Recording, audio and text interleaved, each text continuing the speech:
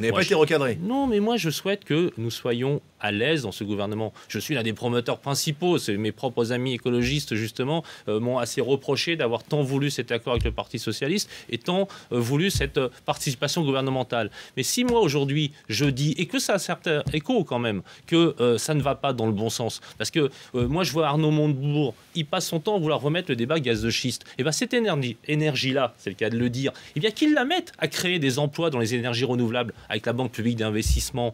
Vous êtes fait rouler dans la farine finalement. Non, mais c'est pour ça que je suis pas content. Parce qu'au moment où je parle, on peut encore changer les choses. Je viens de le dire sur la Banque publique d'investissement, la fiscalité écologique. Le Premier ministre, et je ne suis pas content non plus, annonce des mesures en faveur des entreprises sans conditionnalité. Déjà, bon, on nous disait on ne trouve pas d'argent. D'un coup, on trouve 20 milliards. On trouve 20 milliards en augmentant la TVA, mais ça, j'y reviendrai. Ces 20 milliards-là, il faut les conditionnaliser. Il faut faire en sorte qu'il y ait soit de la recherche, soit de l'innovation, soit des emplois, soit de l'écologie. Moi, on me dit, ah oui, mais la fiscalité écologique, ça attendra 2016, on fera 3 milliards. Enfin, on se moque du monde, et on se moque des écologistes, pour le coup. Vous demandez quoi précisément, la TVA, alors en juillet, on nous a dit, ah mais on va pas faire l'augmentation de TVA voulue par Sarkozy. Paf, on fait de la TVA. Et on fait la TVA sur le taux intermédiaire. Le taux intermédiaire, je vais vous donner un exemple. Moi, j'étais vice-président des transports de la région Île-de-France. Je n'ai pas attendu M. Jospin pour le non-cumul des mandats. Je l'ai fait de moi-même. Eh bien, c'est le transport collectif.